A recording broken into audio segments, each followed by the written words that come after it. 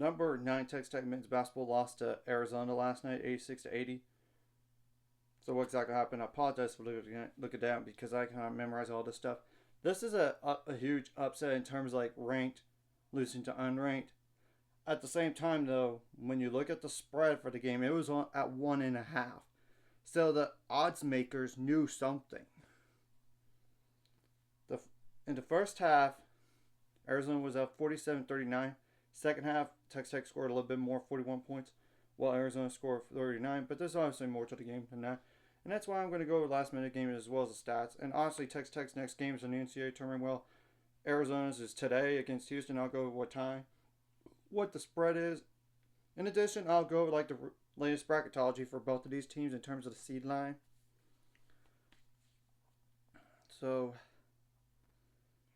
around 48 seconds left, Christian Anderson fouled for Texas Tech, and KJ Lewis went to the line, missed a free throw. Foul Carl Bryant on a defensive board by Kevin Overton by Texas Tech. I mean, you're up 6. Don't need a foul and let the clock run on you. And Kevin went to the line, missed the first free throw, but made the second to make it 82-77.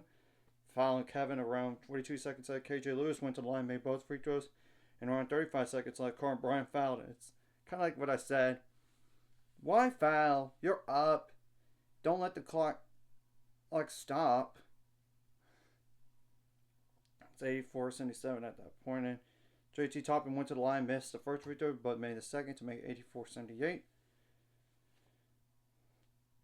And foul was called on Chris Jansen around 32 seconds later. Jaden Bradley went to the line, made the first free throw, but missed the second, so 85-78.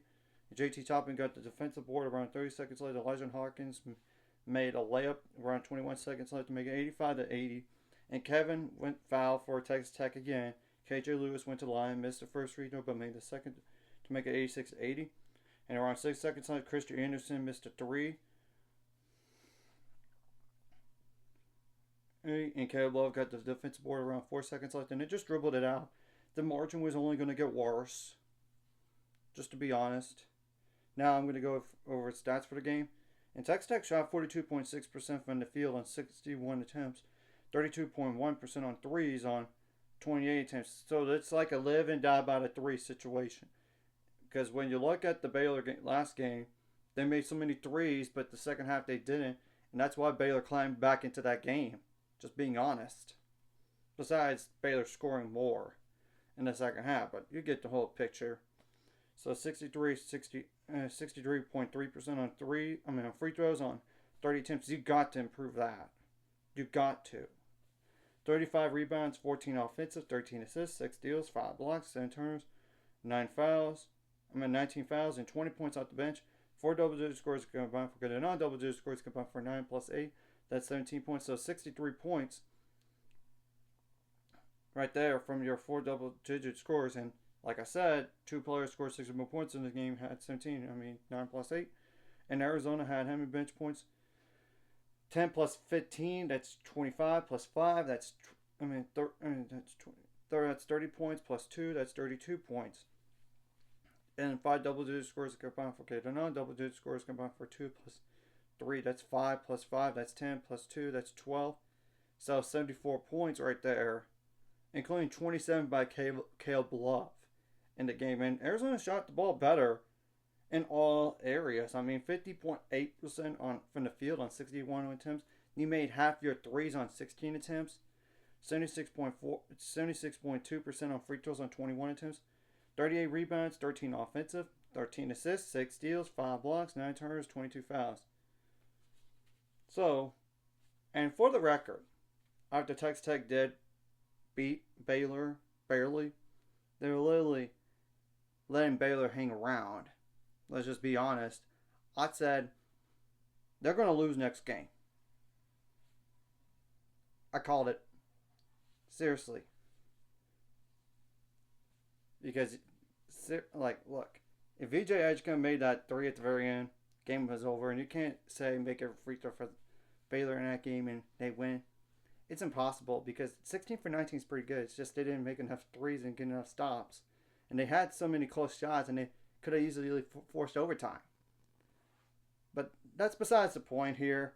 I know, but they kind of flirted with a fight with a team that they shouldn't, and that was despite Texas Tech being up by double digits at halftime, and to let them climb back.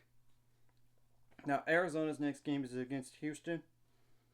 Houston's favored by 6.5. Jerron Roberts, we'll see about him playing or not. He did not play last game. And Terrence Arsenault did get touched in the Achilles, I believe. That the same injury that he had last year for Houston. So maybe he might not play. I don't know. With the NCAA tournament coming up, though, will they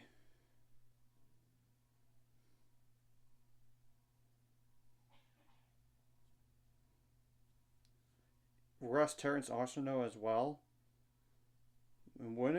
I wouldn't put past it. I mean, look, yes, winning a conference tournament is good, but it does nothing for Houston in terms of seed line. They're going to be a 1 seed no matter what.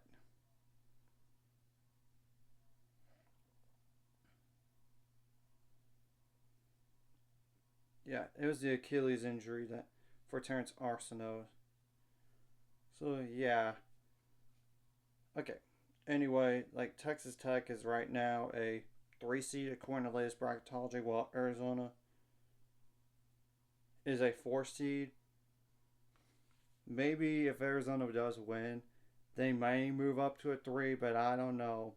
It depends about the rest of the country. That's the problem. And Houston's going to be a 1. Maybe Texas Tech is going to drop a line. Maybe, depending on other results. If nothing else, just stay at as a 3 seed.